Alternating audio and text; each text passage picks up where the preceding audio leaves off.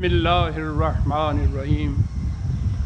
عزیزان من، آج 8 جولائی 1983 کو ہم جس تقریب کے سلسلے میں یہاں جمع ہوئے ہیں، قرآن کریم کی اصطلاح میں تو اسے جشن نزول قرآن کریم کہا جائے گا، اور عرف عامہ میں اسے عید الفطر کہا جاتا ہے۔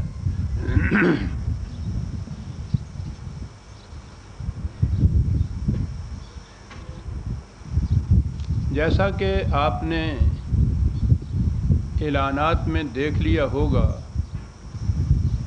میرے آج کے خصوصی درس کا عنوان ہے ہلال عید ہماری ہنسی اڑاتا ہے۔ علامہ اقبال نے اس حقیقت کو آج سے 70-72 سال پہلے بچشم نم بیان کیا تھا۔ اگر ہم اپنی تاریخ کا ذرا گہری نظر سے مطالعہ کریں تو ہم دیکھیں گے کہ اس تمام دوران میں ہماری ہر عید سابقہ عید کے مقابلے میں زیادہ غم آلود ہوتی چلی گئی، حتیٰ کہ اب نوبت یہاں تک پہنچ چکی ہے کہ ہلال عید ہماری ہنسی ہی نہیں اڑاتا، ہم پر قہقہے مارتا ہے۔ جس قوم کی یہ حالت ہو، اس کی حرمہ نصیبی کے متعلق کچھ کہنے کی ضرورت نہیں ہے۔ اس کے دل سے پوچھئے، اس کے جگر سے پوچھئے، آج جس کی منزل مقصود کل سے دور ہو۔ کہا جائے گا کہ خوشی کے مواقع پر غم کی داستانیں کچھ اچھی نہیں لگتی، بجا اور درست، لیکن میرے قلب حزین کی پکار تو یہ ہے کہ تصنع کی ہنسی حقیقی آنسوؤں سے بھی زیادہ کرب انگیز اور جگر پاش ہوتی ہے۔ میں نے اپنی زندگی میں کبھی یہ مصنوعی شعار اختیار نہیں کیا کہ جگر میں ٹھیس، لب ہنسنے پہ مجبور، لہذا مجھے آپ اس داستان غم کے دہرانے کی اجازت دیجیے۔ اور ویسے بھی میرا رونا نہیں، رونا یہ ہے سارے گلستان کا، اس میں آپ بھی میرے ہمنوا اور شریک غم ہیں۔ یہ لفظ عید کے ویسے معنی تو ہیں وہ موقع جو بار بار آئے، لیکن اب اصطلاح میں یہ اس جشن مسرت کو کہا جاتا ہے جو ہر بار لوٹ کر آئے۔ قرآن کریم میں یہ لفظ عید صرف ایک جگہ آیا ہے، اور وہ ہے وہ مقام جہاں حضرت عیسیٰ علیہ السلام کے جانثار حواریوں نے آپ سے عرض کیا تھا کہ آپ خدا سے درخواست کیجئے کہ وہ ہمارے لیے مائدہ من السماء نازل کرے، آسمان سے ہمیں رزق ملے، خدا کے ہاتھوں سے ہمیں روٹی ملے، تاکہ اس سے ہمارے جسم کی پرورش کے علاوہ اطمینان قلب بھی نصیب ہو۔ حضرت عیسیٰ علیہ السلام نے خدا سے درخواست کی کہ ربنا انزل علینا مائدۃ من السماء لتکون لنا عیدا لاولنا وآخرنا وآیۃ منک وارزقنا وانت خیر الرازقین۔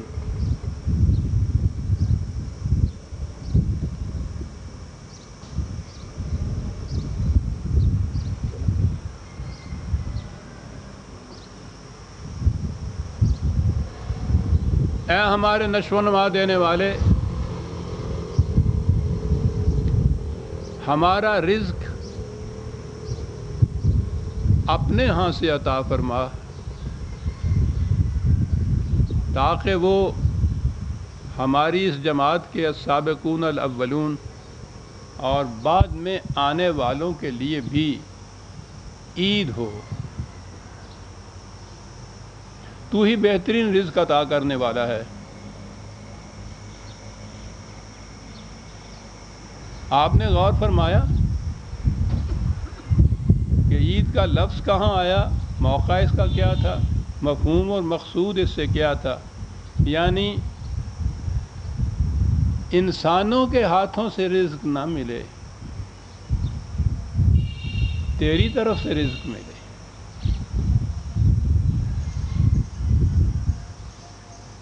ہمارے ہاں کی تفاسیر تو عجوبہ پسندی کا مجموعہ ہوتی ہے۔ قرآن کریم نے یہ حضرت عیسیٰ علیہ السلام اور ان کے حواریوں کا واقعہ اپنے ہاں محفوظ کیا، اتنی بڑی اہمیت تھی اس کو۔ تفاسیر میں یہ کہا گیا کہ انہوں نے کہا تھا کہ ایک آسمان سے ہمارے لیے خوان یغما اتار، چنانچہ آسمان سے بہت بڑا طباق تو آسمان سے جو اترے گا اور پھر نیچے اتنے کھانے والے ہوں گے، تو طباق اترا، اس پر رومال بھی تھا کہ راستے میں کوئی دیکھ نہ لے، تو بہرحال وہ پھر طباق آیا نیچے۔ یہ معتبر ترین تفسیر ہمارے ہاں کی ابن کثیر ہے، میں اس کے حوالے سے ذکر کرتا ہوں، ویسے یہ عام تفاسیر میں ہے۔ اور جیسا میں نے کئی بار یہ عرض کیا ہے، یہ اگر انہی حضرات کی بات ہوتی تو ہم کہتے ہیں کہ ٹھیک ہے، ان کا اپنا قیاس تھا۔ وہ ظلم یہ ہوتا ہے کہ یہ اپنی ہر بات کے متعلق کہتے ہیں کہ رسول اللہ صلی اللہ علیہ وسلم نے ایسا فرمایا تھا۔ تو آسمان سے وہ طباق اترا،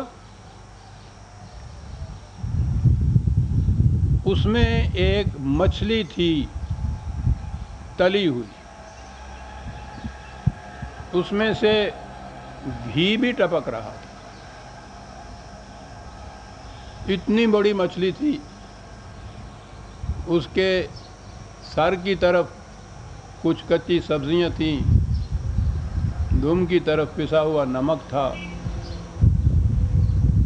اور یہ تھا وہ مائدۃ من السماء جو ان کی درخواست پر حضرت عیسیٰ علیہ السلام کی دعا کے صدقے میں قرآن کریم سے آسمان سے خدا کی طرف سے وہ نازل ہوا۔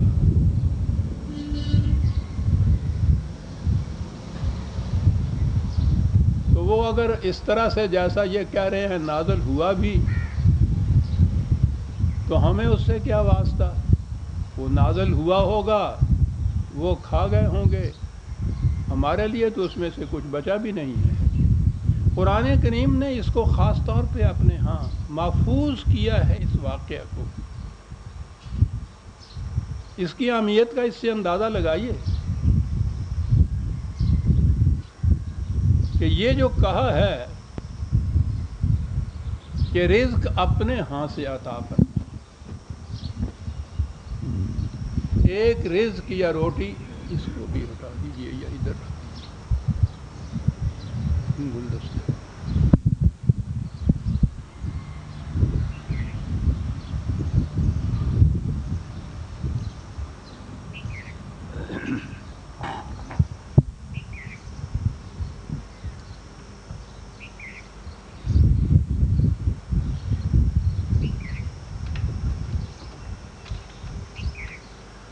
انسان کے ہاتھ سے جب کسی دوسرے انسان کو روٹی ملتی ہے تو ٹھیک ہے، اس سے اس کے جسم کی پرورش تو ہو جاتی ہے، جس طرح وہ حیوان کو چارہ دیتا ہے تو اس کے جسم کی پرورش ہو جاتی ہے، انسان کے جسم کی بھی پرورش اس سے ہو جاتی ہے، لیکن اس کی شرف انسانیت، احترام آدمیت، عزت، حمیت، غیرت سب بک جاتی ہے ایک روٹی کے ہاتھ۔